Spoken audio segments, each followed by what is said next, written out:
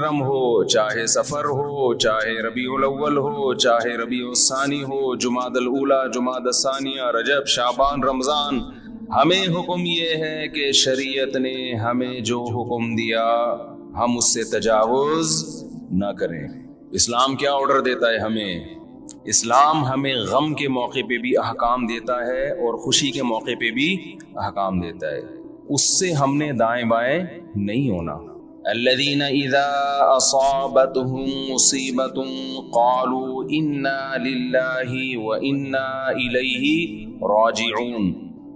اہل ایمان کی علامت ہے جب انہیں کوئی مصیبت پہنچتی ہے تو کیا کہتے ہیں؟ ہم اللہ ہی کے لیے ہیں اور ہم نے لوٹ کر اللہ ہی کی طرف جانا ہے، یہ کہہ کے صبر کرتے ہیں۔ دیکھو مصیبت کے موقع پہ آپ کے پاس دو آپشن ہیں، یہ قرآن نے دی ہیں۔ ایک انتقام، انما السبیل علی الذین یظلمون الناس، فرمایا جو کسی پہ ظلم کرے گا اس پہ گناہ ہوگا، جو ظلم کا بدلہ لے گا اس پہ گناہ نہیں ہوگا۔ وَجَزَاءُ سَيِّئَةٍ سَيِّئَةٌ مِثْلُهَا، قرآن کہہ رہا ہے برائی کا بدلہ اسی کے بقدر برائی۔ یہ بھی آپشن آپ کے پاس ہے، کسی نے آپ کے ساتھ ظلم کیا، زیادتی کی، آپ ظالم سے بولیں بدلہ لیں، آپ اجازت دی۔ تبھی تو قرآن نے کہا کوئی کسی کو قتل کر دے فَقَدْ جَعَلْنَا لِوَلِيِّهِ سُلْطَانًا فَلَا يُسْرِفْ فِي الْقَتْلِ، اللہ کہتے ہیں ہم نے مقتول کے وارث کو اجازت دی ہے کہ قاتل سے بدلہ لے لے، ہم نے اس کو یہ قدرت دے دی ہے، ہم نے طاقت دے دی ہے، ہم نے اجازت دے دی ہے۔ بین الاقوامی لاء تو کہتا ہے کہ قاتل کو آپ قتل نہیں کر سکتے، اس کو یہ ہوگا، عمر قید ہوگی۔ اللہ کہتے ہیں نہ نہ نہ نہ، کسی کے باپ کو قتل کر دیا گیا، بیٹے کو پرمیشن ہے کہ وہ قاتل سے قصاص لے، حکومت اس میں تعاون کرے گی، قصاص تو یہی لے گا۔ حکومت کا کام ہے قاتل کو پکڑ کے مقتول کے وارث کے حوالے کرنا، بتا بھائی چھوڑنا چاہتا ہے یا مارنا چاہتا ہے، حکومت کا یہ کام ہے۔ حکومت چھوڑ نہیں سکتی آپشن، کیونکہ گورنمنٹ کا بندہ نہیں گیا ہے، بندہ تو جس کا گیا اس کو تکلیف ہوئی ہے نا۔ جو سیکولر حکومتیں ہیں وہ انسانوں کو اپنا غلام سمجھتی ہیں، حالانکہ وہ دعویٰ کرتے ہیں کہ ہم انسانوں کو غلامی سے نکال رہے ہیں۔ اسلام کہتے ہیں کسی کے غلام نہیں ہے، کوئی حکومت کا غلام نہیں ہوتا۔ حکومت کا کام مینجمنٹ ہے اور لوگوں کو ظلم کا بدلہ دلانا ہے، عدل و انصاف فراہم کرنا ہے۔ دنیا نے کیا کیا؟ قانون سازی کر کے انسانوں کے اوپر تھوپ دی ہے۔ وہ کیا کیا تھوپی ہے وہ ایک لمبی کہانی ہے، کہ دعویٰ تو یہ ہے کہ ہم آزادی، انسان کو آزاد کر رہے ہیں، آزاد نہیں کر رہے، سب کی غلامی سے نکال کے اپنا غلام بنا رہے ہیں۔ عورت کو شوہر کی غلامی سے نکالا، ریاست کا غلام بنا دیا۔ شوہر جو باپ پہ خرچ کرتا، بیوی پہ خرچ کرتا، بولا نہیں باپ بیوی پہ خرچ نہیں کرو، ایک ڈھیلا بھی تم پہ، ہمیں ٹیکس دو، 40% ہمیں دو اپنی تنخواہ کا، 1 لاکھ کما رہے ہو 40,000 ہمیں دو، ہماری مرضی پھر ہم تمہارے باپ کو اولڈ ہاؤس میں کتنا دیں اور تمہاری بیوی کو ہم کتنا دیں، یہ ہماری مرضی، ہمارا ہیڈک ہے، تمہارا نہیں ہے۔ یہ اسلام ریلیشن کا قائل ہے، ریلیشن شوہر بیوی کا ریلیشن ہے، شوہر بیوی پہ خرچ کرے گا تاکہ بیوی اس سے محبت کرے، بیٹا باپ پہ خرچ کرے گا تاکہ باپ اپنے بچوں کو شوق سے پالیں گے، یہ بڑھاپے میں ہمارا سہارا ہے۔ آپ نے سارے ریلیشن ختم کر کے لوگوں کو غلام بنا دیا، کس کا؟ ریاست کا۔ اسی میں یہی ہے کہ اسلام کہتا ہے کسی کے باپ کو قتل کیا گیا ہے، انتقام کی آگ کس میں بھڑک رہی ہے؟ گورنمنٹ میں تھوڑی بھڑک رہی ہے، حکومت کا کیا لگتا ہے بھائی؟ وہ اچھا بھلا تمیز سے بیان چل رہا تھا، محبت سے غصہ آ گیا مجھے، آرام سے چل رہا تھا نا۔ یہی ہے نا، یہ لبرل لوگوں سے ہمیں واسطہ پڑتا ہے نا، صبح شام گوروں کے گیت گاتے رہتے ہیں بیٹھ کے، مغربی ممالک کے گیت گاتے ہیں، اتنا اچھا سسٹم، اتنا اچھا سسٹم۔ کیا خاک سسٹم ہے یار یہ، جس میں انسان کو اس کے بنیادی حقوق نہیں مل رہے۔ آپ کہہ سکتے ہیں ہمارے ملک میں کون سا مل رہے ہیں، تو ہمارے ملک میں اسلام نہ ہونے کی وجہ سے مل رہے ہیں، اسلام ہوتا تو مل رہے ہوتے، اس میں اسلام کا قصور نہیں ہے، یہ تو ہمارے حکمرانوں کا قصور ہے۔ ڈالر نیچے آ گیا سنا، تھوڑا سا خوش فہمی میں مبتلا ہونے کی ضرورت نہیں ہے، 10 روپے نیچے آئے گا 20 روپے اوپر جائے گا، یہ تھوڑا سا ڈپریشن کم کرنے کے لیے گورنمنٹ کرتی ہے کہ تھوڑا سا نیچے لا کے دھکا دے کے اوپر لے کے جاؤ، تو یہ سیٹ اپ، خیر یہ ایک الگ تبصرے ہیں۔ تو اسلام ہے جو آپ کو بنیادی حقوق دیتا ہے۔ میرے باپ کو اللہ نہ کرے کوئی قتل کر دے، گورنمنٹ کا نقصان نہیں ہے، نقصان کس کا ہے؟ میرا انتقام کی آگ مجھ میں بھڑکتی ہے، اس کا نقصان یہ ہوتا ہے کہ میں قاتل کو तलाश करूंगा, वो ना मिले उसके भाई को मार दूंगा, वो ना मिले उसके मामू को मार दूंगा, जो होता है कबाइली इलाकों में। इस्लाम ने इस पे पाबंदी लगा दी। ना ना ना ना ना ना। अल्लाह कहते हैं फ़क़द जअलना लिवलिय्यिहि सुल्तानन, देखो हमने तुम्हारे जज्बात का ख्याल किया है, हमने तुम्हें ताकत दी है कि कातिल से बदला लोगे तुम्हें गुनाह नहीं मिलेगा। अब जब हमने तुम्हें तुम्हारा हक दे दिया तो अब हद से तजावुज ना करो। क्या मतलब? कातिल के अलावा किसी और से बदला लेने की कोशिश ना करो। उसने आपका एक मेहमान मारा, आपने कहा हम उसके 2 मेहमान मारेंगे, ये काम वो एक पंजाब वाला चला गया ना, पंजाब वाला चला गया वजीरिस्तान में, वहां कबाइली लड़ाइयां हो रही थी, तो वो कहीं बाहर उसको चारपाई पे सुला दिया उन्होंने। तो उसको डर लग रहा है, यार इनकी तो दुश्मनी अठा अठा की रात को आवाजें आती, मुझे को मार पूर के ना चला जाए।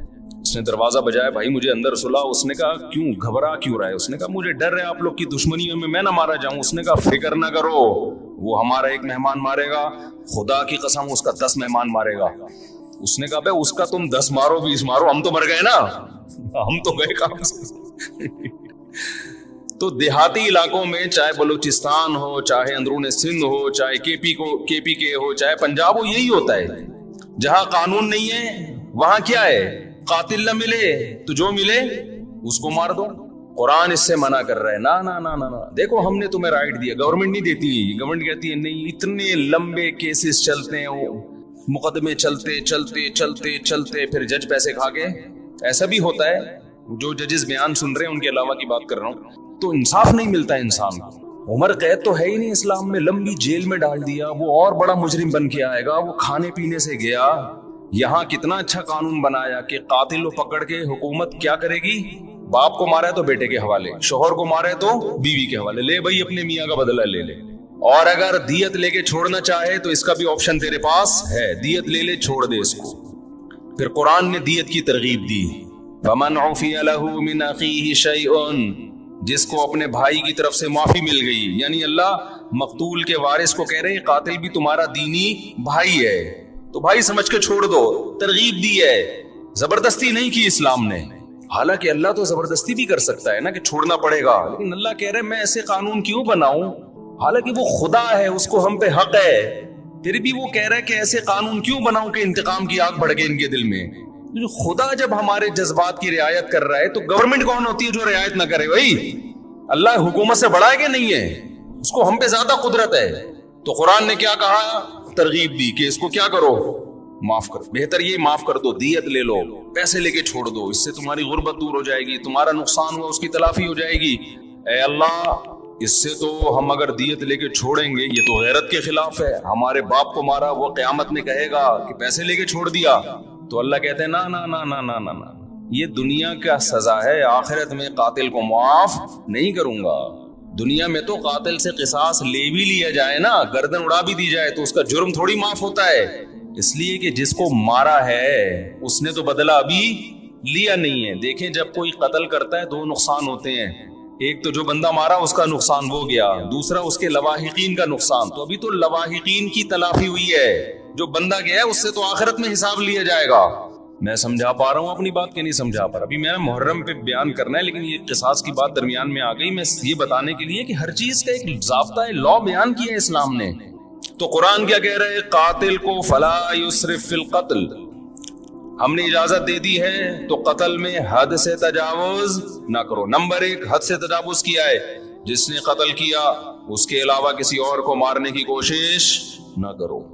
फिर उसका चाचा आ गया तो उसका मामू आ गया तो उसका खालू आ गया, उसको उड़ा दिया, ना ना ना ना। नंबर 2 कत्ल करने में भी हद से तजावुज ना करो, उसको तड़पा तड़पा के मत मारो। तभी हदीस में आता है ला क़वादा इल्ला बिस्सैफ, क़िसास लिया जाएगा तलवार से, उसमें तकलीफ कम होती है। सऊदी अरब में गर्दनें उड़ाई जाती है ना, देखी होंगी आपने, अब तो वहां भी आहिस्ता आहिस्ता कम हो रहा है। उसमें क्या करते हैं, जल्लाद इधर एक तलवार लगाता है गर्दन के पीछे, जैसे ही तलवार लगती है आपकी जितने भी कनेक्शन है ना दिमाग और बॉडी का, फौरन खत्म, तकलीफ का एहसास खत्म। उधर कातिल की गर्दन अलग हुई, कातिल तड़पता हुआ नजर आता है मगर उसे तकलीफ बोलो नहीं, क्योंकि दिमाग और बॉडी का कनेक्शन क्या हो गया, खत्म। तो वो तकलीफ कैसे महसूस करेगा? लेकिन दहशत बहुत होती है, क्योंकि जिस तरह उसकी गर्दन अलग होके गिरती है اور جس طرح اس کی لاش تڑپ رہی ہوتی ہے اس سے لوگوں پر ایک دہشت طاری ہو جاتی ہے اور لوگ قتل سے بچ جاتے ہیں کہ یار ہمارا بھی انجام ہوگا. کتنا پیارا حکم ہے کہ جو قتل کا مقصد تھا لوگوں کو بچانا آئندہ جرم سے، وہ مقصد پورا حاصل ہو رہا ہے اور قاتل کو تکلیف کم سے کم دی جا رہی ہے. میں سمجھا پا رہا ہوں اپنی بات؟ لیکن جو اسلام مخالف قوتیں ان کا قانون کیا ہے؟ بند کمرے میں لٹکاؤ. بند کمرے میں کسی کو عبرت ہوگی ہے بھائی؟ ایک صاحب سعودی عرب سے آئے، بہت پرانی بات ہے، انہوں نے کہا کہ میں نے پہلی دفعہ سعودی عرب میں جب قصاص دیکھا نا، گردن اڑائی، تو میں 2 گھنٹے کانپتا رہا ہوں کھڑے ہوئے. بتاؤ جس نے یہ منظر دیکھا ہو وہ خود کسی کو قتل کرنے کی جرت کر سکتا ہے؟ حالانکہ بلوچ تھے، وہ ہمارے دوست تھے اور بڑے مضبوط بلوچ تھے. بلوچ تو ویسے ہی مضبوط عام طور پر ہوتے ہیں، بہادر بھی ہوتے ہیں. ان کو وہ کہہ رہے پھر بھی مجھے، میں کیا کر رہا ہوں، ایسے کانپ رہا ہوں. تو بتاؤ یہ دہشت کے بعد کوئی ہمت کرے گا؟ لیکن جس کو قتل کیا ہے قصاصاً اس کو تکلیف بولو کم سے کم. لیکن جو اسلام مخالف قانون ہے وہ ہے پھانسی. بند کمرے میں کیا کرتے ہیں؟ پھانسی لٹکا دیتے ہیں. اس میں قتل ہونے والے کو تکلیف اور اذیت بے انتہا ہے. گلا گھونٹ کے مارو کسی کو، آپ اپنا گلا گھونٹے تھوڑی دیر کے لیے، اندازہ ہو جائے گا اس میں کس قدر اذیت ہوتی ہے. لیکن عبرت کا پہلو اس میں کیا ہے؟ 0، کیونکہ بند کمرے میں چھپا کے ہوتی ہے. ایک نقصان تو یہ. دوسرا نقصان، جب کھلے عام قصاص لیا جاتا ہے جو اسلام کا حکم ہے، اس میں معافی کا آپشن بہت زیادہ ہے. جو قاتل مقتول ہے نا، اس کے وارثوں کو پبلک کہے گی کہ یار اس کو کیا کرو، چھوڑ دو، ہمیں ترس آ رہا ہے. ساری دنیا کے سامنے چوک پہ بٹھائے ہوئے اس کو گردن اڑانے کے لیے، چھوڑو یار دیت لے کے کیا کرو، بولو نا معاف. این اس وقت زیادہ ترس آتا ہے لوگوں کو. اس بات کا امکان ہے کہ قاتل معاف کر دے. اور بہت سے ایسے واقعات ہوئے جب چوک پہ لایا گیا اور جلاد تلوار لے کے کھڑا ہوا ہے، لوگوں نے آ کے درخواستیں کی چھوڑ دو، تو مقتول کے وارثوں نے کیا کہا؟ معاف کیا. بہت ہیں. بند کمرے میں پھانسی میں یہ حکمت، یار نہیں بول رہے رفیع بھائی، پولیس لے کر آؤ. جملہ آپ کو جو سینٹنس جو ہے جملہ کمپلیٹ کیا کریں، جس سے مجھے احساس ہوتا ہے کہ دیکھو میں پوری بیداری کے ساتھ بیان کر رہا ہوں. 1.5 پراٹھے کھا کے بیٹھا ہوں میں یہاں پہ، مجھے ڈاکٹر کہہ رہے ہیں کہ نہیں پراٹھے نہیں کھاؤ، یہ عمر پراٹھوں کی نہیں ہے، کوئی بھی عمر نہیں ہے پراٹھوں کی. لیکن اگر ناشتے میں پراٹھے نہ ہو تو وہ بیان ایسا مرجھایا ہوا ہوتا ہے. پھر جیسے آپ بیٹھے ہوئے ہیں نا، پھر میں ویسے بیٹھا ہوا ہوتا ہوں. تو اس کی ہم نے تلافی یہ کی ہے کہ بھائی صبح پراٹھے کھا لو، دوپہر کا کھانا ناغا کر دو. کیا خیال ہے اس کی تلافی اس طریقے سے؟ پراٹھے چھوڑ دیں، دنیا چھوڑ دے آدمی، ناشتے میں اس کے بغیر مزہ نہیں ہے. کھائے تو مزے کی چیز ہے نا. ڈاکٹر لوگ جو ڈائٹنگ پلان بناتے ہیں اس میں تو انسان کی زندگی کے مزے، آپ دیکھو کیٹو ڈائٹ کے نام سے آج کل آ رہے ہیں کہ صبح یہ کھائیں، پالک کے اتنے پتے کھا لیں. ہم بکری کو کھلاتے ہیں پالک کے پتے، اتنا پودینہ، اس میں اتنے ٹماٹر ڈال کے چاٹ بنا کے کھا لیں اس کو. اور پھر دوپہر کو آپ نے تھوڑے سے پتہ نہیں کیا کرتے ہیں، وہ یہ کھا لیں 2 انڈے، اور یہ رات کو آپ تھوڑا سا گوشت، وہ بھی نمکین بالکل سوکھا. اس سے آپ کی صحت بہت اچھی ہو جائے گی. تو کرنا کیا ہے بھائی ایسی صحت کے اچھے کر کے؟ کیا زندگی لمبی ہو جائے گی آپ کی. پتے کھا کے 90 سال جینے سے بہتر ہے گوشت کھا کے، انڈے کھا کے، پراٹھے کھا کے 50 سال میں یا 40 سال میں مر جائے آدمی. میں خود صحت کا قائل ہوں کہ انسان کو پھوڑنا پھاڑنا نہیں چاہیے، صحت کا بہت خیال کرنا چاہیے، کیونکہ جب بیمار ہوتا ہے تو اندازہ ہوتا ہے صحت کتنی بڑی نعمت ہے. لیکن اس کو اپنے اوپر مسلط کرنے کی بالکل بھی ضرورت نہیں ہے. جلدی سے چھوٹی سی بات بتا کے بس آگے چلتا ہوں میں. صحت بنانا ہے، کم کھاؤ، محنت زیادہ کرو، بس. یہ بڑا بہترین معتدل سا اصول ہے. کھاؤ کم. اب ہم نے صبح پراٹھے پھوڑے تو دوپہر چھاٹ، ٹھیک ہے. جب تک شدید بھوک نہیں لگے گی تو نہیں کھائیں گے ہم. رات کو تو بہت ہی کم کھاؤ، کیونکہ سونا ہوتا ہے تو توند بھر کے سو گے تو پھٹو گے ایک دن دھماکے کے ساتھ. پھٹ رہے ہیں لوگ، یہ تو بہت سے دھماکے ہو رہے ہیں نا. بندہ کھا کے پھٹا ہوتا ہے، ہم سمجھتے ہیں گیس کا سلنڈر پھٹا ہے، تو وہ بندے جس طرح سے کھا رہے ہیں نا لوگ اسپیڈ میں. تو رات کو کہتے ہیں نا صبح کھاؤ بادشاہوں کی طرح، دوپہر کھاؤ، پتہ نہیں پورا ملفوظ بھول گیا میں. صبح کھاؤ ناشتہ بادشاہوں کی طرح کرو، میٹابولزم بہت تیز ہوتا ہے اس وقت، لکڑ ہضم پتر ہضم. دوپہر کھاؤ کچھ الگ سے ہے، کچھ جملہ مالداروں کی طرح تھوڑا کم کر لو. اور رات کو کھاؤ فقیروں کی طرح، جیسے ملا ہی نہیں کھانے کو. ہمارے یہاں الٹا ہے، صبح ایک سلائس بریڈ میں نا ڈبو کے کھا رہے ہیں، بس ایک انڈا. دوپہر کو تھوڑا بڑھا دیا اور رات کو پھوڑتے ہیں، اس کو کھانا کہتے ہی نہیں ہیں، پھر سو جاتے ہیں. تو الٹا چل رہا ہے. ماہرین کہتے ہیں نا کہ صبح زیادہ کھاؤ گے پھر دوپہر کم اور رات کو اور کم تو باڈی بھی ایسے ہو جائے گی، اور اگر الٹا چلایا نا صبح کم دوپہر زیادہ تو باڈی بھی کیسی ہو جائے گی، ایسے اوپر سے چلنا شروع ہو گیا، ایسے پھولتے چلے جاؤ گے۔ خیر کہاں سے آواز چلی گئی؟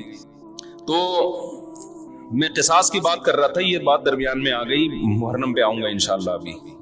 تو عرض یہ کر رہا تھا کہ دیکھو کتنی حکمتیں ہیں نا اسلام کی، کوئی دین اسلام جیسا ہے نہیں، ہو نہیں سکتا۔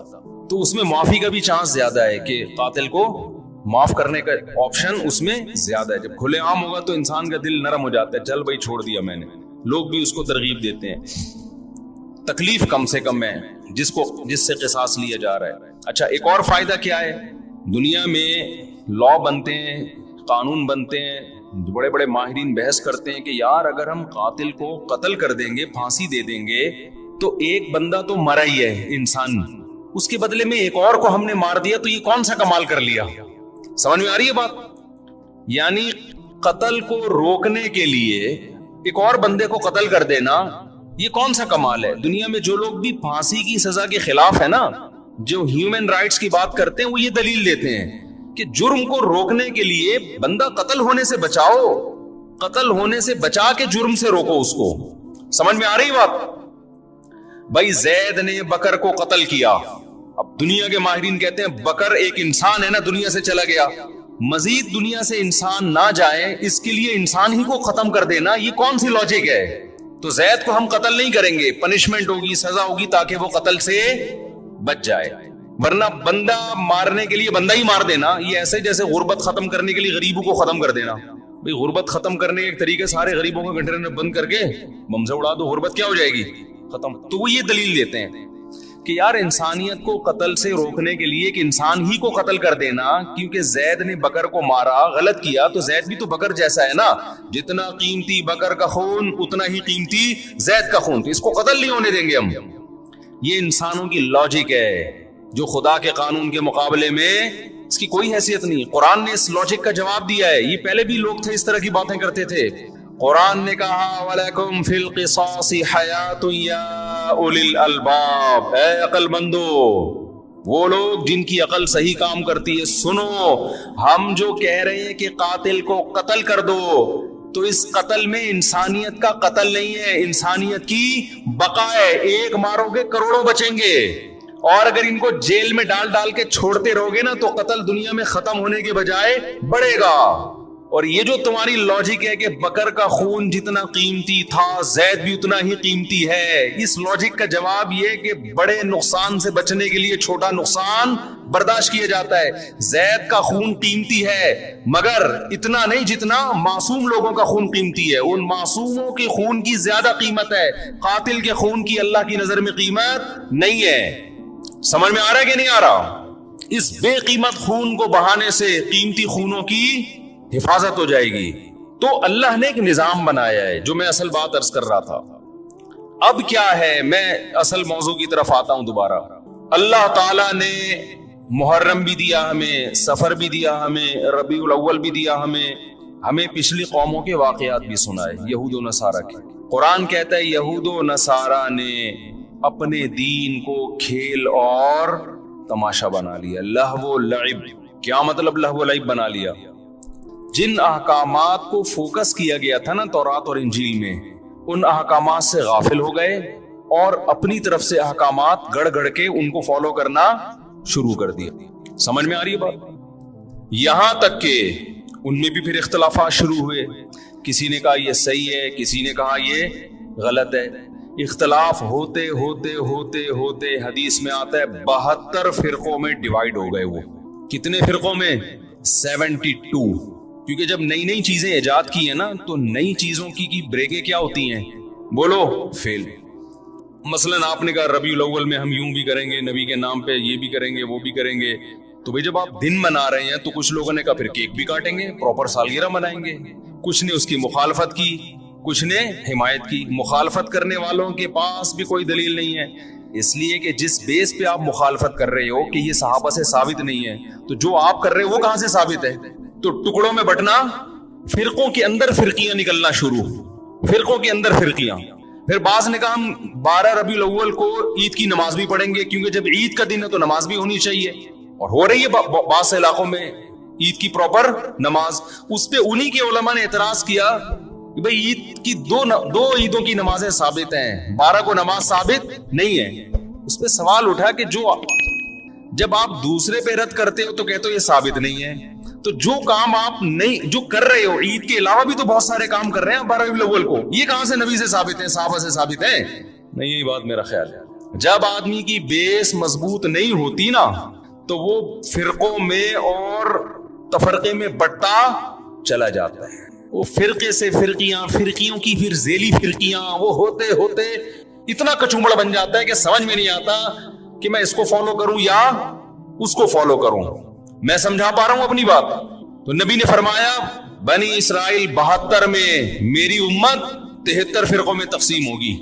لے بھائی اب آپ تو ہو گئے نا کنفیوز, کیا خیال ہے؟ ارے وہ 72 میں ڈیوائیڈ ہوئے, ہم کتنوں میں ڈیوائیڈ ہوں گے؟ 73. اب آپ بتاؤ اگر نبی صرف اتنی بات بتاتے آگے نہ ہوتا تو ہم تو پاگل ہو جاتے کہ نہیں ہو جاتے؟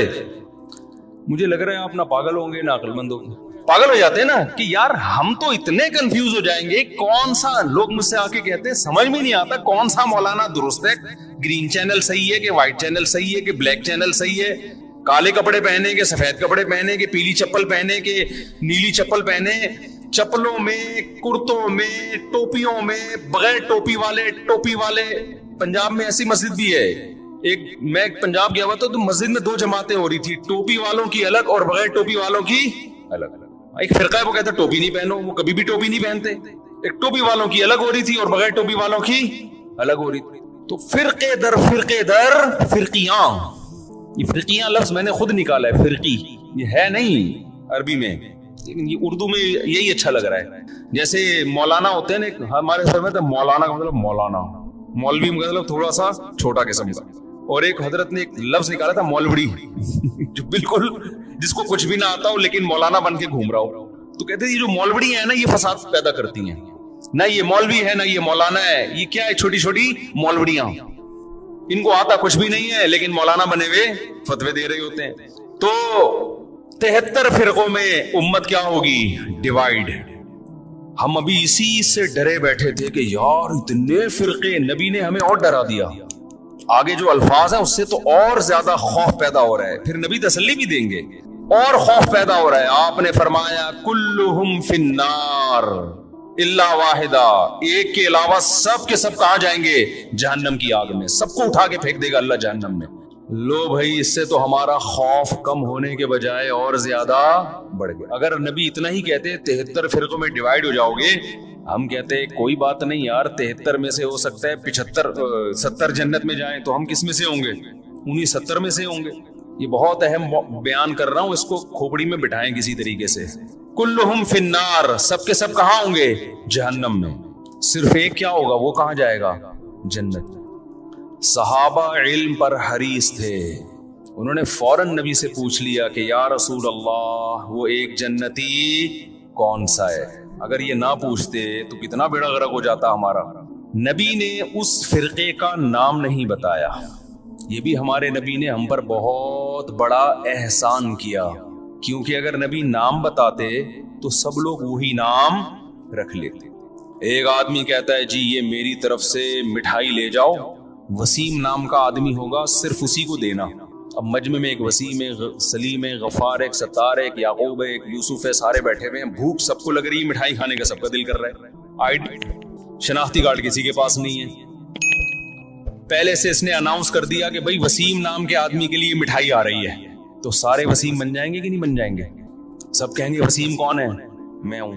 اس کو پتا ہے اس نے کون سا نادرا میں جا کے دیکھنا ہے, ایک مٹھائی کے ڈبے کے لیے نادرا میں تھوڑی لے کے جائے, سب وسیم بن جائیں گے. آج یہی ہو رہا ہے. جماعت المسلمین نے کہا کہ نبی صلی اللہ علیہ وسلم نے فرمایا قرب قیامت میں جماعت المسلمین کو لازم پکڑنا.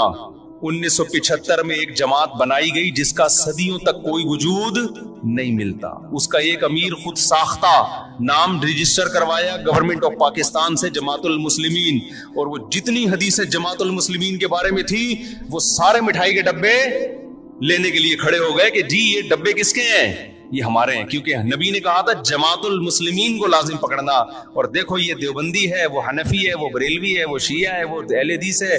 اصل میں کس کا تذکرہ آتا ہے حدیث میں؟ جماعت المسلمین. او بھائی نبی نے یہ نہیں کہا تھا 1975 میں کوئی جماعت جس کا نام جماعت المسلمین ہو اس کو لازم پکڑنا. نبی کا مطلب تھا مسلمانوں کی جماعت کے ساتھ چمٹے رہنا، الگ سے کوئی فرقہ نہیں بنانا. آپ نے اپنی جماعت کا نام مسلمانوں کی جماعت رکھ لیا. پاگل آدمی تو سینس لیس لوگ ہیں بالکل. تو 1975 سے پہلے مسلمان میں جو صحیح فرقہ تھا وہ تو اس کا تو کوئی جماعت المسلمین کا نام نہیں تھا، وہ کہاں جائے گا پھر؟ میں نے پشاور میں بیان کیا، میں نے ان لوگوں سے کہا دیکھو جو اسلام صدیوں پہلے پشاور میں آیا تھا نا وہی صحیح ہے. اب اگر کوئی تمہیں قرآن و حدیث کے نام پہ ورغلا رہا ہے کہ ہم صحیح اسلام لائے، ہم قرآن و حدیث، تو ان سے بولو 1200 سال پہلے کیا آیا تھا پشاور میں؟ فقہ حنفی آیا تھا نا. تو اب تھوڑی اسلام آ رہا ہے، ساری کتابوں میں لکھا ہے اسلام پشاور میں 1000 سال 1200 سال پہلے آیا. تو وہ کیا آیا تھا اور اب کیا آ رہا ہے؟ اس پہ ایک مولانا نے میرے خلاف بیان کیا کہ اہل حدیث تو امام احمد بن حنبل کے دور میں بھی تھے. مجھے اہل حدیث سے اتنا بڑا اختلاف نہیں ہے، میں ان کو اہل سنت والجماعت میں داخل سمجھتا ہوں چند اختلافات کے ساتھ. وہ میرے اختلافات ہیں، وہ علمی ہی نوعیت کے اختلافات ہیں. باقی ان میں جو متشدد ہیں وہ گمراہ ہیں، جو معتدل ہیں ان پہ ہم وہ فتویٰ نہیں لگاتے جو ہم دوسروں پہ لگاتے ہیں. لیکن یہ دلیل محترم کی صحیح نہیں ہے، اس لیے کہ آپ جو امام احمد بن حنبل سے ثابت کر رہے ہیں کہ انہوں نے کہا اہل حدیث جنت میں جائیں گے، اس سے وہ فرقہ اہل حدیث مراد نہیں ہے. اس سے وہ لوگ مراد ہے جو حدیث کو فالو کرتے ہیں. تو ابو حنیفہ بھی حدیث کو فالو کرتے تھے، امام شافعی بھی فالو کرتے تھے، اب امام احمد بن حنبل بھی فالو کرتے تھے. اس کی سب سے بڑی دلیل یہ ہے کہ امام احمد بن حنبل کے فالوورز کو اہل حدیث نہیں کہا جاتا بلکہ حنبلی کہا جاتا ہے. حالانکہ وہ تو اہل حدیث ہیں، کیونکہ امام احمد بن حنبل خود اہل حدیث ہیں، تو ان کے فالوورز کو حنبلی کیوں کہہ رہے ہو پھر؟ میں سمجھا پا رہا ہوں اپنی بات؟ تو آج لفاظی ہے، الفاظوں سے کھیلا جا رہا ہے، الفاظوں سے، ناموں سے کیا جا رہا ہے. ناموں سے نہیں ہوتا. وہ کہتے ہیں نا ملتے جلتے ناموں سے دھوکہ نہ کھائیں. چاول کی بوری پہ لکھا ہوا ہے، چینی کی بوری پہ لکھا ہوا ہے چاول. ایک آدمی نے دکان میں چینی کی بوری ہے، لکھا ہوا کیا ہے؟ چاول. اس نے بولا چینی ہے لکھا ہوا چاول کیوں؟ کہہ رہے مکھیوں کو دھوکہ دینے کے لیے. مکھی دھوکے میں آئے گی؟ مکھی لیبل دیکھ کے کبھی بھی دھوکے میں نہیں آتی، وہ خوشبو دیکھ کے جاتی ہے. ہمارے نبی سے صحابہ نے پوچھا کہ اس فرقے کا نام بتائیں، آپ نے نام نہیں بتایا کیونکہ سب لیبل اچھا لگا کے دھوکہ دیتے. آپ نے اس فرقے میں جو خوشبو ہے اس کو بتایا کہ اس میں خوشبو کیا آ رہی ہوگی، اس میں جو علامتیں ہیں وہ کیا ہیں. جہاں اسمیل آ رہی ہو نبی اور صحابہ کی، اس اسمیل کی طرف چلے جانا. اور جہاں نبی کو لغت سے نکال دیا، یہ نبی کو تو رکھا ہوئے صحابہ کو نکال دیا، اس کے قریب اس کے لیبل اور نام کو دیکھ کر جانے کی کوشش نہ کرنا. آج ہمارا لوگ خون پی لیتے ہیں، کئی طلاقیں دے رہے ہیں، 3 طلاقیں. جس کو دیکھو سعودی عرب کے بن باز کا فتویٰ، صالح العثیمین کا فتویٰ، ان 2 مفتیوں کا فتویٰ کہ بھی سعودی عرب یہ کہہ رہا ہے کہ 3 طلاقیں ایک ہوتی ہیں. میں کہتا ہوں تم نے کلمہ سعودی عرب کا پڑھا ہے یا نبی اور صحابہ کا کلمہ پڑھا ہے؟ کوئی ایک صحابی دکھا دو جس نے 3 طلاق کو ایک کہا ہو، اور میں درجنوں دکھاؤں گا آپ کو. یار آپ لوگوں نے صحابہ سے بھی زیادہ سعودی عرب کے علماء کو بنا لیا ہے. یہ تو 15ویں صدی کے علماء ہیں. وہ کہتے ہیں وہ حدیث کوٹ کرتے ہیں، اس حدیث کا مطلب صحابہ نے کیا سمجھا؟ کسی ایک صحابی نے اس حدیث کا وہ مفہوم لیا جو سعودی علماء لے رہے ہیں. میں سعودی علماء کے خلاف نہیں ہوں، ہم سے زیادہ بہتر ہوں گے، ہم سے تقویٰ میں، للہیت میں، علماء کا ادب ہمارے لیے ضروری ہے. مگر آپ نے جب تقلید کرنی ہے تو آپ سعودی علماء کی کرو گے یا صحابہ کی؟ صحابہ کی کرو گے. آپ فقہ حنفی کو نہیں مانتے، آپ شافعی کو نہیں مانتے، صحابہ کو تو سب مانتے ہیں نا. کوئی ایک صحابی دکھا دو جس نے 3 طلاق کو ایک کہا ہو. حتیٰ کہ جو صحابی 3 کو ایک کہنے والی حدیث بیان کر رہے ہیں وہ بھی 3 کو کتنی کہتے ہیں؟ 3 کہتے ہیں. اس کا مطلب اس حدیث کا وہ مفہوم نہیں ہے جو بن باز مراد لے رہے ہیں. ایسے تماشے ہو رہے ہیں نا طلاقوں کے بعد. آج کل شوہر طلاقیں دیتا ہے، بیوی اپنی مرضی کا فتویٰ، بیوی کو رہنا ہے تو اہل حدیث سے فتویٰ لا رہی ہے، نہیں رہنا تو حنفیوں سے فتویٰ لے کے آ رہی ہے. قرآن نے جہاں طلاق کے مسائل بیان کیے وہاں اللہ نے کہا کہ اللہ کی آیات کو، اللہ کے احکام کو مذاق نہ بناؤ. اہل حدیث حضرات علماء کی انتہائی عزت کے ساتھ، لیکن میں یہ اپنا رونا میں ان کے سامنے روتا ہوں کہ آپ لوگوں کی وجہ سے طلاق کے احکام مذاق بن چکے ہیں. اس وقت آپ اس پہ دوبارہ سے تحقیق کریں. اس لیے ہم کہتے ہیں لوگوں کو مجتہدین کو فالو کرو، ان کا علم آج کے مولویوں سے زیادہ. وہ قرآن و حدیث کو آج کے لوگوں سے زیادہ بہتر سمجھتے تھے. ہم قرآن حدیث کے مقابلے میں ابو حنیفہ کو فالو نہیں کرتے, خوب سمجھ لو. ہمارا یہ رائے ہے, فتویٰ ہے, جو صحیح حدیث کے مقابلے میں ابو حنیفہ کو فالو کرے گا کافر ہو جائے گا. گمراہ تو دور کی بات ہے. بات یہ ہوتا ہے کہ حدیث کا ایک تشریح ابو حنیفہ کہتے ہیں, ایک تشریح آپ کی نظر میں ہوتی ہے. ہم اس تشریح کو ترجیح دیں گے جو ابو حنیفہ کی رائے ہوگی. آپ کی رائے پر ابو حنیفہ کی رائے کو ترجیح دے رہے ہیں, نبی کی رائے پر ابو حنیفہ کی رائے کو ترجیح نہیں دے رہے. خدا کی قسم لا الہ الا اللہ, جو قرآن و حدیث پر ابو حنیفہ کو ترجیح دے گا اللہ کی قسم کافر ہو جائے گا. وہ ہمارا موقف 2 اور 2 4 کی طرح ہے, لیکن بات یہ آپ کے کہنے سے نہیں ہم کریں گے. آپ کی ایک رائے ہے جو صحیح بھی ہو سکتی ہے غلط بھی, ابو حنیفہ کی بھی ایک رائے ہے جو صحیح بھی ہو سکتی ہے غلط بھی, لیکن اس میں غلطی کا امکان کم, آپ میں غلطی کا امکان زیادہ ہے. تو طلاق ثلاث میں تو 4 ائمہ متفق ہیں, یہ تو تابعین تبع تابعین کے دور کے ہیں, سارے صحابہ متفق ہیں. آپ کو حدیث مل گئی, یہ کیسی بات ہے بھائی؟ میں ایک اہل حدیث عالم کے پاس گیا, میں نے فتویٰ دیا تھا 3 طلاقیں واقع ہو گئی ہیں. وہ صاحب لے آئے اہل حدیث سے فتویٰ. میں نے ان سے کہا کہ آپ تقلید کرتے ہیں؟ انہوں نے کہا نہیں میں تحقیق کرتا ہوں. میں نے کہا چلو پھر میں اہل حدیث عالم کے پاس چلتا ہوں, تحقیق کی دنیا میں ہم دیکھتے ہیں کون صحیح ہے کون غلط ہے. آپ نے تو تحقیق کرنی ہے نا, تقلید تو کرنی نہیں ہے. لیکن یہ کر رہے تقلید ہی ہوتے ہیں, لیبل تحقیق کی, کیونکہ تحقیق پھر پوری ہوتی ہے, ادھوری نہیں ہوتی. میں ان اہل حدیث کے پاس گیا, بڑے احترام سے بیٹھا, میں نے کہا حضرت آپ نے فتویٰ دیا ہے, اس کی دلیل دیں. انہوں نے صحیح مسلم کی مشہور حدیث پیش کر دی, نبی کے دور میں 3 ایک سمجھی جاتی تھی, ابو بکر کے دور میں. میں نے کہا تو متا کے بارے میں بھی آتا ہے, نبی کے دور میں متا جائز سمجھا جاتا تھا, ابو بکر کے دور میں عمر نے پابندی لگائی, تو پھر متا بھی حلال ہے. کہہ رہے نہیں اس کے تو منسوخ ہونے کی دلیل ہے. تو میں نے کہا اس کی بھی منسوخ ہونے کی دلیل ہے, ادھوری حدیث نہ بتائیں, دوسری حدیث بھی بتائیں. پھر وہ کہنے لگے, میں نے کہا پھر خود اس حدیث کے جو راوی عبداللہ بن عباس ہیں وہ خود کہہ رہے ہیں کہ 3 طلاقیں ایک وقت کی 3 ہوتی ہیں. تو وہ جواب میں کہتے ہیں کہ ہم نے کلمہ عبداللہ بن عباس کا نہیں پڑھا, ہم نے کلمہ نبی کا پڑھا ہے. میں نے کہا ویل ڈن, حضرت مجھے یہ بتائیں کہ آپ نے نبی کا کلمہ پڑھا ہے, عبداللہ بن عباس نے کس کا کلمہ پڑھا تھا؟ انہوں نے نبی کا کلمہ پڑھے بغیر یہ فتویٰ دے دیا. تو میں عرض کر رہا ہوں کہ لفاظی ہے, سمجھ رہے ہیں, لیبل اچھے اچھے لگے ہوئے ہیں. باقی ہر چیز میں اہل حدیث کو غلط نہیں کہتا, بعض چیزوں میں صحیح ہیں وہ, اور بعض چیزوں میں دیوبندی غلط, معذرت کے ساتھ. اللہ یہ کہ دیوبندیوں کے جو محققین ہیں, بڑے بڑے علماء ہیں, وہ ایسی غلطیاں نہیں کرتے. مفتی تقی عثمانی صاحب ہو گئے, اس لیول کے جو علماء ہیں نا وہ معتدل ہیں. وہ آپ نے دیوبندیت کو سمجھنے کے لیے ہر آدمی کو فالو نہیں کرنا, ہر ایک کا بیان آپ یوٹیوب پہ سن کے فتویٰ لگا دو کہ یہ ایسا نہیں ہے بھائی. بعض لوگ کیا کرتے ہیں, دیکھ کے چاول جیسے تھوڑے سے چکھے آپ نے اور پوری دیکھ پہ حکم لگا دیا. بعض لوگ کیا کرتے ہیں, کسی اسکالر نے کوئی غلط بیان, مسئلہ غلط بیان کیا, فوراً کوئی فتنہ پرور بیٹھا ہوتا ہے, اس کا کلپ چلاتا ہے, دیکھو دیوبندی کیا کہہ رہے ہیں. او بھائی یہ پورا دیوبندی ٹھیکیدار تھوڑی ہے یہ بندہ کہ جو بولے گا آپ نے سب پہ ٹھوک دیا اس کو.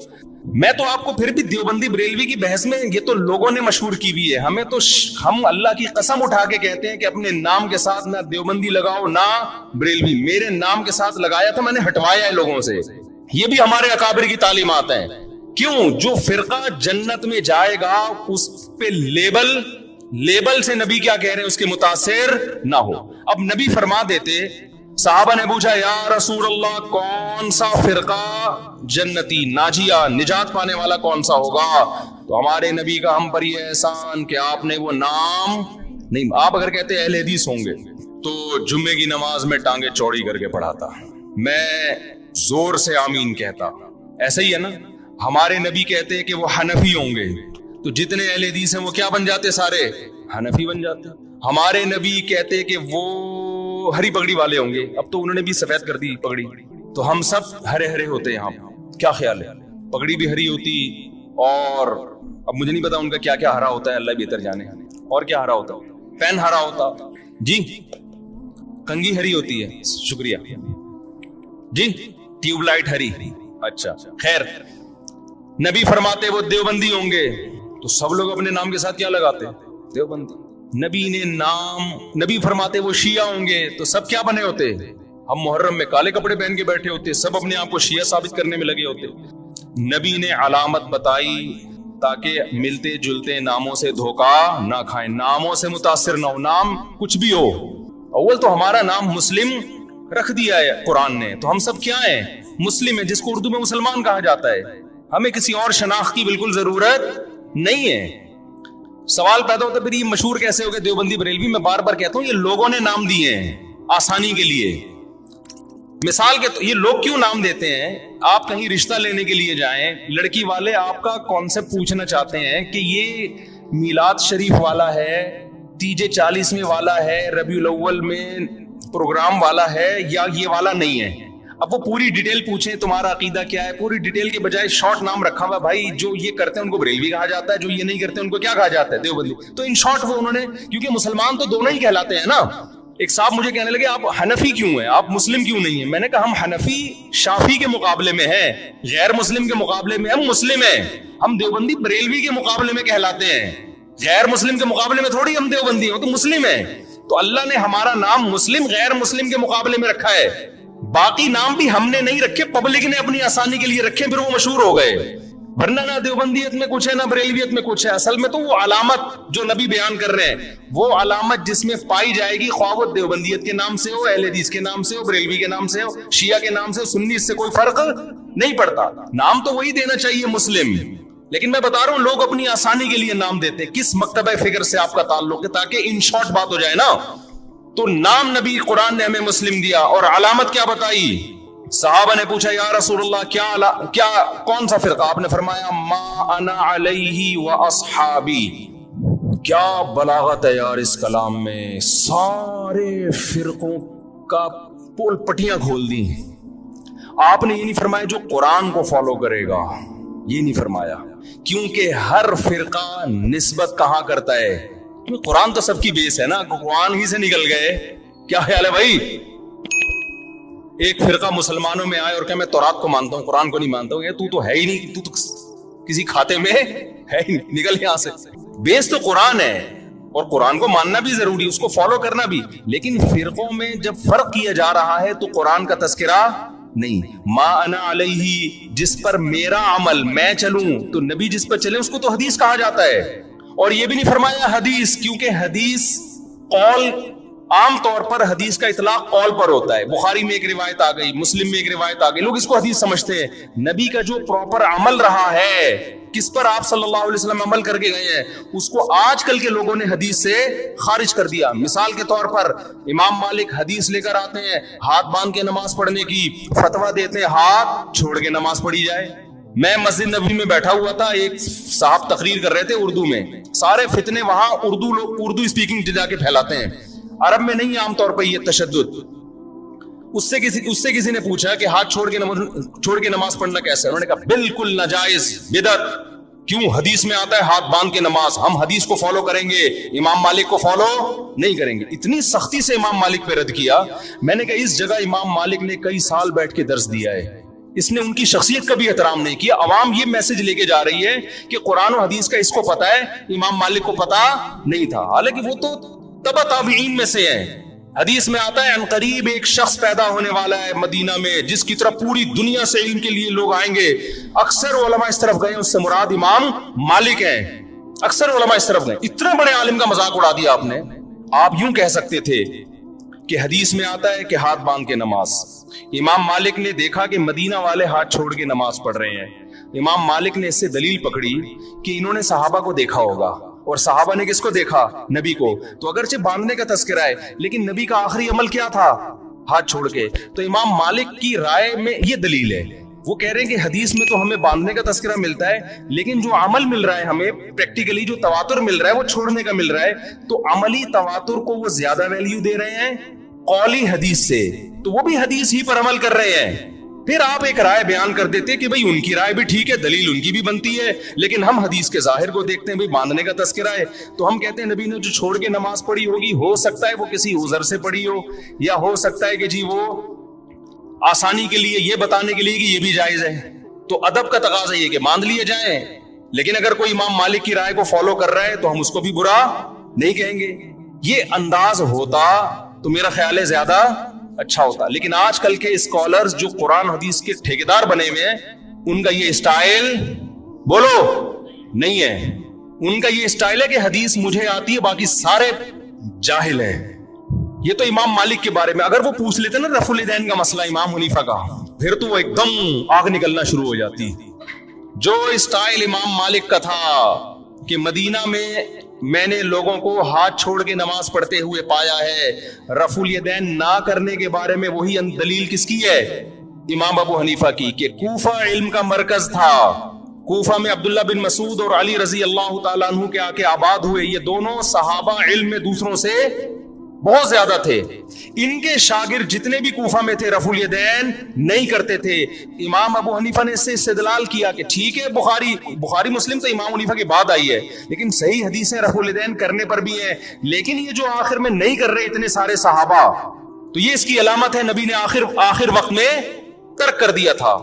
آپ اس دلیل پہ آپ یہ کہہ سکتے ہیں کہ مجھے یہ دلیل سمجھ میں نہیں آتی، میری رائے یہ کہ کیونکہ بخاری میں ہے تو ہم رفع الیدین کریں گے۔ ٹھیک ہے، آپ کی نہیں سمجھ میں آ رہی تو ٹھیک ہے، ہم تو مانتے ہیں نبی نے کیا ہے، لیکن اگر ابو حنیفہ اہل کوفہ اور صحابہ تابعین جو ان کے شاگرد تھے ان کے عمل سے استدلال کرتے ہوئے نہ کرنے کا فتویٰ دے رہے ہیں، آپ ان کی نماز کو بولو خلاف سنت ہے، اس کا مطلب آپ اپنی رائے کو دوسرے پر تھوپنا چاہتے ہیں۔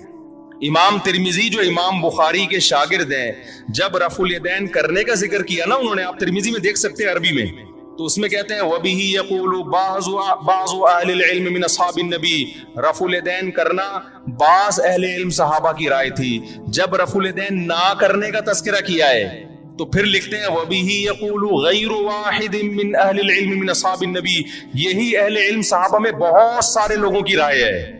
یہ کون کہہ رہے ہیں؟ امام بخاری کے شاگرد، حالانکہ وہ خود بھی رفع الیدین کے قائل تھے، لیکن دلیل میں صحابہ کی جب بات آ رہی ہے تو کیا کہہ رہے ہیں؟ تو میں آپ سے عرض کر رہا ہوں کہ ہر محدث، ہر مجتہد کا اپنا ایک اصول ہوتا ہے، اور اس کا بنیادی مقصد کس کو فالو کرنا ہے؟ نبی کو فالو کرنا۔ تو آپ صرف قولی حدیث لے رہے ہو، نبی کا عمل نہیں دیکھ رہے، یہ مسٹیک ہے۔ تو نبی نے پہلی علامت کیا بیان کی؟ ما انا علیہ، بولو نا، وہ اصحابی، جس پر میں ہوں، جو میرا عمل ہے جس پر، تو یہ نبی کا عمل تھا۔ اب اس عمل میں اختلاف ہو سکتا ہے، کوئی کہہ رہا ہے ہاتھ چھوڑ کے نماز کا عمل تھا، کوئی کہہ رہا ہے ہاتھ باندھ کے نماز کا عمل تھا، کوئی کہہ رہا ہے رفع الیدین کا عمل تھا، کوئی کہہ رہا ہے نہ کرنے کا عمل تھا، آخر عمل۔ ٹھیک ہے، یہ اختلاف شریعت میں ناپسندیدہ نہیں ہے، اس اختلاف کی بیس پہ فرقے نہیں بنتے، کوئی بنائے گا تو وہ جہنمی ہے۔ اور یہ اختلاف صحابہ میں بھی تھا، کیونکہ دونوں میں وہ علامت پائی جا رہی ہے ما انا علیہ۔ کامیاب فرقے کی علامت کیا ہے؟ جس پر نبی کا عمل، تو نبی کا عمل دونوں پر ہے نا، تو اس میں آپ دونوں میں سے کسی کو بھی غلط بولو نہ یار، نہ ہاتھ باندھ کے نماز پڑھنے والے کو، نہ ہاتھ چھوڑ کے، نہ رفع الیدین کرنے والے کو، نہ کرنے والے کو، کیونکہ دونوں کے پاس دلیل ہے، دونوں مکتبہ فکر کی، اور دونوں کہاں سے ثابت کرتے ہیں؟ نبی سے۔ تو اس بیس پہ جتنا بھی اختلاف ہو، اس اختلاف سے جنت اور جہنم کا فتویٰ نہیں لگتا۔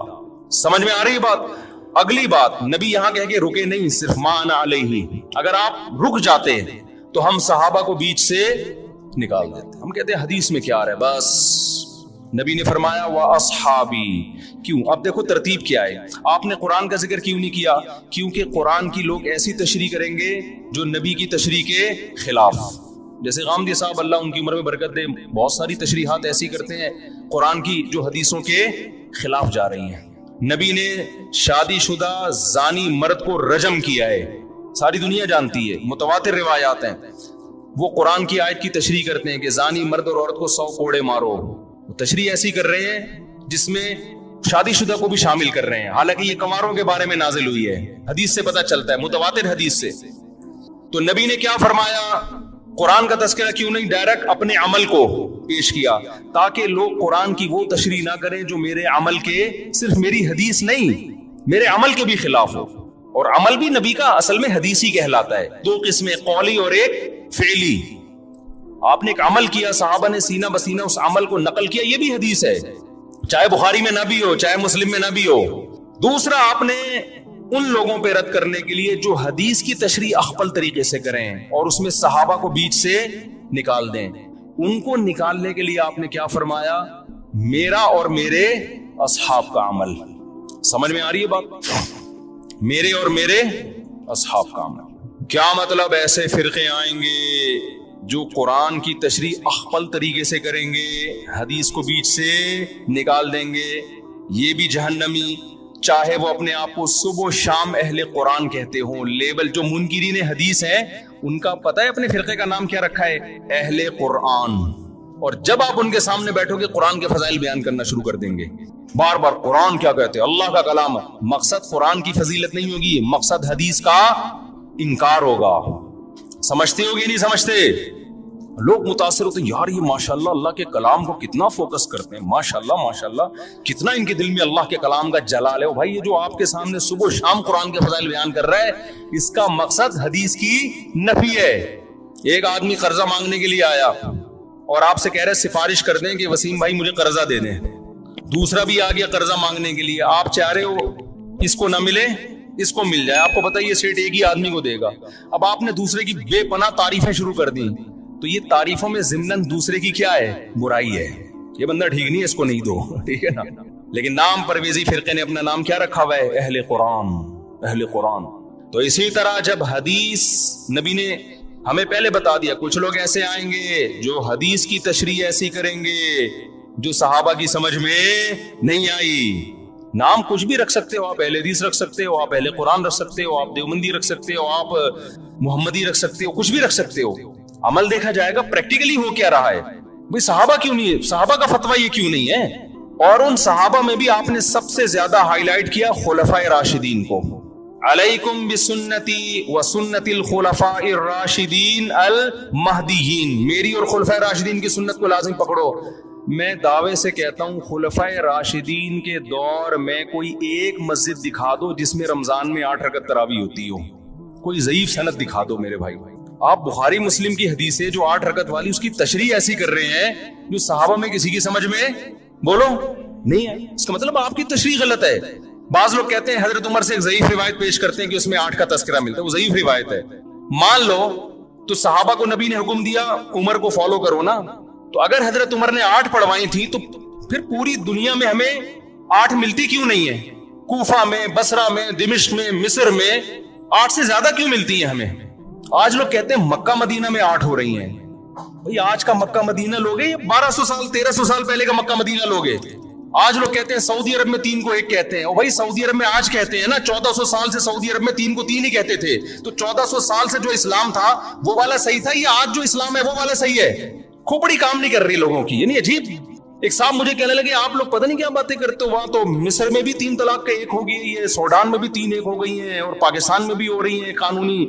اور میں نے کہا یہ اب ہو رہی ہیں، اسلام آج آیا 1400 سال پہلے آیا تھا. اب ہونا اس کی علامت ہے کہ اب تک نہیں تھا، اب تک 3 ہی 3. لوگ کہتے ہیں پوری دنیا میں 8 تراویح ہو رہی ہے، آپ لوگ کو پتہ نہیں کیا 20 پڑھ رہے ہو. کب سے شروع ہوئی ہیں 8؟ آپ 100-150 سال پہلے تاریخ کی کتابیں اٹھا کے دیکھو، پوری دنیا میں 20 سے کم کہیں بھی 1 رکعت بھی نہیں ہوتی تھی. تو بعد میں چینج ہوئی ہے. اب جو چینجنگ ہو رہی ہے وہ قابل قبول نہیں ہے. اب تو چینج اب تھوڑی لوگ. عبداللہ بن مسعود کا مشہور قول ہے من کان منکم مستنن فلیستن بمن قد مات، جو تم میں فالو کرنا چاہتا ہے پہلوں کو فالو کرے. اس لیے کہ زندہ لوگوں کے بارے میں یہ خوف ہے کہ وہ فتنے سے محفوظ نہیں ہے. زندہ لوگ بک بھی جاتے ہیں، ان کے اپنے مفاد بھی ہوتے ہیں، سیاسی مفاد بھی ہوتے ہیں، حکومتی دباؤ بھی ہوتا ہے. اب حرمین میں کہہ رہے ہیں 10 رکعت تراویح ہو گئی. بھائی کیا پتا بادشاہ نے ایک آرڈر دیا ہو کہ 10 ہوں گی. ہمارے ایک دوست ماس فجر کی نماز کا ٹائم داخل، اقامت ہو رہی، بیٹھے ہوئے ہیں.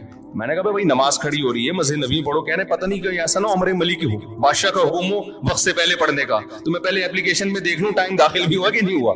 خیر وہ تو تھوڑا انہوں نے غلو کر دیا، لیکن وہ ڈر گئے تھے نا یار کیسا نہ ہو کہ بادشاہ سلامت میں کچھ بھی حکم دے دیا ہو. ایسا ہوتا نہیں ہے کہ بادشاہ سلامت ٹائم سے پہلے نماز پڑھنے کا آرڈر دیتے. لیکن آپ کیسے ہی کہہ سکتے ہو کہ یہ عرب علماء کا فتویٰ ہے؟ اگر چند کا ہے بھی تو ہمارے لیے ان کے احترام کے باوجود وہ فتویٰ حجت نہیں ہے. اب میں آخری بات جو محرم پہ لے کے چلا تھا میں جلدی سے وہ سمیٹ کے ختم کرتا ہوں. اصل تو میرا ٹاپک یہ تھا محرم. تو بے بھائی فرقے بنتے چلے جائیں گے، محرم میں جو کچھ ہو رہا ہے یہ لوگ کریں گے. نبی نے فرمایا 73 فرقوں میں امت تقسیم ہوگی. میں نے اور آپ نے وہ کام کرنا ہے جو قرآن میں ہے، حدیث میں ہے، اور اس پر کس کا عمل ہے؟ صحابہ کا. اور یہ جو چاروں ائمہ ہیں نا، انہوں نے انہی کو فالو کیا ہے، صحابہ کو. اس لیے امت کہتی ہے چاروں ائمہ کے جس مسئلے پر اتفاق ہو اس سے شذوذ اور خروج اختیار کرنا جائز نہیں ہے، کیونکہ یہ اس کی ظاہری ایک علامت ہے کہ حق اس میں منحصر ہے. کیوں اتنے بڑے بڑے ائمہ کیسے غلطی 1 سے ہوتی ہے، 2 سے ہوتی ہے، چاروں متفق کیسے ہو گئے؟ اور اگر آپ نہیں مانتے تو اتنی بات تو مانتے ہو نا، نبی اور صحابہ یہ تو منصوص ہے نا. تو مجھے بتاؤ محرم صحابہ کی زندگی میں آیا تھا کہ نہیں آیا تھا؟ اہل بیت کی زندگی میں آیا تھا نہیں آیا تھا؟ کوئی ایک صحیح روایت ہمیں ملتی ہے کہ اہل بیت نے وہ کچھ کیا جو آج ہم کر رہے ہیں؟ کیا حضرت حسین ابن علی رضی اللہ عنہ سید الشہداء کیا انہوں نے ماتم کی ترغیب دی ہے، یا ان کے اولادوں نے ماتم کی ترغیب دی ہو؟ غم منانا، غموں میں رونا پیٹنا، ماتم کرنا، اسلام صبر کی تلقین دیتا ہے۔ اہل بیت کا حکم بھی کیا تھا؟ صبر، واویلا کرنا، رونا پیٹنا، چیخنا چلانا، یہ اسلام کا حکم نہیں ہے۔ بعض لوگ استدلال کرتے ہیں کہ فلاں موقع پہ نبی صلی اللہ علیہ وسلم روئے، فلاں موقع پہ فلاں صحابی روئے، غم کے موقع پہ روئے ہیں، غم کا موقع گزرنے کے بعد اس تاریخ آنے پر روئے، ایسا ہمیں تذکرہ بولو نہیں ملتا۔ غم کے موقع پہ رونا تو انسان کی نیچر ہے، فطرت ہے، اس میں بھی چیخنے کی اجازت نہیں ہے، ماتم کی اجازت نہیں ہے۔ این جب صدمہ پہنچے اس وقت آپ کو ماتم کی اجازت نہیں، نبی نے لعنت فرمائی ہے۔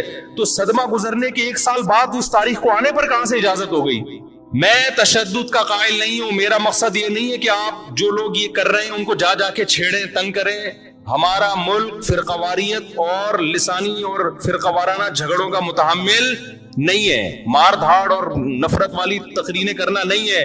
میرا مقصد تو اہل سنت والجماعت کو یہ بتانا ہے کہ آپ ایک فیصلہ کرو، آپ ادھر ہو یا ادھر ہو، آپ کے اصول کچھ اور ہیں، ان کے اصول کچھ اور ہیں، ان کو ان کے اصولوں پہ چلنے دیں۔ جب نبی نے کہہ دیا نا 73 ہوں گے تو 73 ہو کے رہیں گے، آپ فرقہ واریت ختم نہیں کر سکتے۔ آپ نے سلیکٹ کرنا ہے کہ صحیح کون ہے غلط کون ہے۔ آج لوگ کہتے ہیں فرقہ واریت ختم ہو جائے، میں نے کہا نہیں ہو سکتی ختم بھائی، نبی نے کہہ دیا 73 فرقے ہوں گے، کیسے ختم ہوگی؟ آپ نے سلیکٹ کرنا ہے، گائیڈ کرنا ہے کہ صحیح کون ہے، اپنے لیے سلیکشن کرنی ہے، ان میں صحیح کون ہے میں وہاں جاؤں گا۔ آپ کے پاس بہت سارے آپشن ہوتے ہیں دنیا میں بھی، تو آپ سارے آپشن ختم کر دیتے ہو۔ کئی رشتہ آیا آپ کے لیے، بہت ساری لڑکیاں ہیں، آپ نے کہا یہ ٹھیک ہے باقیوں کو بم سے اڑا دو، او بھائی آپ کو جو سمجھ میں آئے آپ اس سے شادی کر لو، بلکہ اس سے بھی نہیں 3 اور سے کر لو، اور لڑکی کے پاس ایک آپشن ہے، تو بھائی جو سمجھ میں آ رہا ہے اس سے کر لو، باقی وہ دوسرا جو مرضی آپ کے بلا سے آپ نے اس کو مار دو، کیونکہ وہ غلط آدمی کا رشتہ میرے پاس آیا ہے، بندہ ٹھیک نہیں ہے، ابا اس کو مروا دو۔ ابا کہے گا بیٹے تو اتنے لوگ صحیح بھی ہیں غلط بھی ہیں، تجھے جو صحیح لگ رہا ہے وہ بتا دے، جو غلط ہے وہ اس کو رہنے دے، وہ تیرا کام نہیں ہے۔ دنیا میں بہت سی غلط بھی ہوتی ہیں، ان کو وہ غلط مل جائے گا۔ تو فرقے تو رہیں گے، حضرت عیسیٰ علیہ السلام ہی آ کے ان فرقوں کو ختم کریں گے، اور تلوار سے ختم ہوں گے یہ، اور یہ ہمیں اجازت، ہمیں بم پھاڑنے کی، تلوار چلانے کی، گالیاں دینے کی اور ایسے بیان کرنے کی جس سے نفرتیں پھیلیں، ہمیں اس کی اجازت نہیں ہے۔ ہمارے پاس تو جو بھی آتا ہے ہم اس کو گلے لگاتے ہیں، شیعہ لوگ بھی آتے ہیں، ہم ملتے ہیں، تمیز سے بات کرتے ہیں، اکرام کرتے ہیں، السلام علیکم، مذہب پہ بحث نہیں کرتے ہم، کیوں ہے پتہ ہے خام خواہ کا جھگڑا ہوگا، جو سیکھنے آنا چاہے بات کر لیتے ہیں اس سے ہم۔ تو ہم نفرتوں کے قائل نہیں ہیں، نہ ہم تشدد کے قائل ہیں، ہم تو آپ کو یہ بتا رہے ہیں کہ آپ فیصلہ کرو کہ آپ ہو کس کیٹیگری میں۔ ہماری حدیث ہمیں یہ بتاتی ہے، ہمارے نبی ہمیں یہ بتاتے ہیں کہ ما انا علیہ واصحابی، جو میرے اور صحابہ کا طریقہ۔ ہمارے نبی پہ محرم بھی آیا، صحابہ پہ محرم بھی آیا، جو انہوں نے کیا ہم بھی وہی کریں گے۔ ہمارے نبی کی زندگی میں ربیع الاول آیا، صحابہ کی زندگی میں خلفائے راشدین کی زندگی میں آیا، جو انہوں نے کیا ہم بولو نا وہ کریں گے۔ انہوں نے کیا کیا؟ صبر کیا ہے۔ غم کے موقع پہ کیا کیا ہے؟ صبر کیا ہے۔ تو ہم بھی کیا کریں گے؟ صبر۔ یا ہمیں اجازت دی ہے قاتل سے قصاص لیں، حضرت حسین کے قاتل اگر آج ہمیں مل جائیں ہم انشاءاللہ ان کو زندہ نہیں چھوڑیں گے۔ جب نہیں ہے ہمارے پاس، ہمارے دور میں نہیں ہے، تو اللہ سے ہم دعا کرتے اللہ ان سے انتقام لے قیامت کے دن، حضرت حسین کے خون کا بدلہ لے اللہ ان سے، اور لے گا، اللہ کیوں چھوڑے گا۔ لیکن اگر ہم نے اس حدود سے تجاوز کر کے ہم نے وہ کچھ کیا جو اللہ اس کے رسول کی منشا کے خلاف ہے، تو میرے بھائی جہاں قاتلوں سے سزا لی جائے گی اللہ ہمیں بھی نہیں چھوڑے گا کہ یہ کون سی اہل بیت کی تعلیمات تھی جس پر تم عمل کر رہے ہو۔ سفید لباس اسلام میں پسندیدہ ہے، ٹھیک ہے، نبی نے ہر رنگ کا لباس پہنا ہے، پسند کس کو کیا؟ سفید، وہ محرم میں بھی پسندیدہ، وہ سفر میں بھی، وہ ربیع الاول میں۔ جیسے ہی رشتہ میسر ہو اسلام حکم دیتا ہے نکاح میں تاخیر نہ کرو، چاہے محرم ہو، محرم ہے تو سفر تک ڈیلے نہ کریں، سفر میں رشتہ ملا تو ربیع الاول تک ڈیلے نہ کریں۔ ویسے بھی میرے بھائی جس نے 4 شادیاں کرنی ہوں گی وہ اگر ڈیلے کرنا شروع کر دے تو اس کی ہو گئی۔ پھر اسلام میں تو یہ کہ جلدی نکاح کرو، محرم میں بھی کریں، جو نہیں کر رہے ان کو چھوڑ دیں، اپنے ان کا فرقہ ہے، ان کا مسلک ہے، چھیڑے نہیں کسی کو، جا کے بحث نہ کرے، دفتروں میں بحثیں خام خواہی شروع ہو جاتی ہیں۔ آپ نے اپنے بارے میں فیصلہ کرنا ہے، میں کدھر ہوں، میں کدھر کھڑا ہوں، جو کالے کپڑے پہننے دیں، نہ ان پہ طنز کریں، نہ ان پہ ہوٹنگ کریں، یہ جائز نہیں ہے، اس سے نفرتیں پیدا ہوں گی. جو کر رہا ہے کرنے دو. آپ کے بچے جب پوچھیں ابو انہوں نے کالے کپڑے پہنے، بولیں بیٹا ان کا فرقہ ہے، ہم لوگ اس فرقے کے نہیں، ختم ہو گئی بات. تو ابو ہم اس فرقے ہم کیوں نہیں ہیں؟ بیٹا ہم حدیث میں آتا ہے کہ ما انا علیہ و اصحابی. جب بچہ آپ کا پوچھے نا تو آپ بتائیں حدیث میں آتا ہے جو میرے اور صحابہ نے، چونکہ صحابہ نے یہ نہیں کیا تو ہم بھی نہیں کر رہے. تو بیٹا پوچھے گا پھر یہ کیوں کر رہے ہیں؟ تو بیٹا جو ان کا کام ہے وہ ان سے پوچھنے کا ہے، وہ مجھ سے پوچھنے کا نہیں. اب بچہ جائے گا ان سے پوچھنے کے لیے، اس کو بولیں بیٹا جب بڑے ہو جاؤ گے نا پھر جا کے پوچھنا. ابھی پوچھا تو رپلائی بھی ہوگا، اس سے کیا پیدا ہوگا؟ فتنہ. تو بچے میں کھوپڑی ہوگی تو وہ اتنی بات اس کی کھوپڑی میں انشاءاللہ آ جائے گی، 2 اور 2 4 کی طرح. پھر بچہ کہے گا ہمیں کیا کرنا چاہیے؟ اس کو بتا دو بیٹا قرآن میں صاف طور پہ لکھا ہوا ہے کہ ہم نے بنی اسرائیل سے عہد لیا تھا کہ ان احکام کو فالو کرنا ہے. بنی اسرائیل نے ان احکام کو چھوڑ کر فرقے بنا دیے. تو بیٹا قرآن میں سورہ بقرہ میں اللہ کہہ رہا ہے ان احکام کو فالو کرو، وَاعْبُدُوا اللَّهَ، اللہ کی عبادت کرو. سمجھتے ہو بیٹا ہم نے کیا کرنا ہے؟ اللہ کی عبادت. ابو عبادت کیسے کرنی ہے؟ بیٹا 5 نمازیں پابندی سے پڑھنی ہے، ٹھیک ہے نا.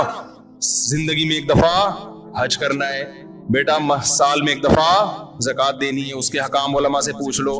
یہ کرنا ہے ہم نے محرم میں بھی کرنا ہے، سفر میں بھی کرنا ہے، ربیع الاول میں بھی کرنا ہے اور ربیع الثانی میں بھی کرنا ہے. جس کا جو حکم آتا جائے، رمضان میں روزے رکھنے ہیں، حج کے ایام میں حج کرنا ہے، وہ اللہ نے ڈیٹیں ہمیں بتا دی. ابا محرم میں کیا کرنا ہے؟ بیٹا محرم میں 9 10 یا 10 11 کا روزہ رکھنا ہے.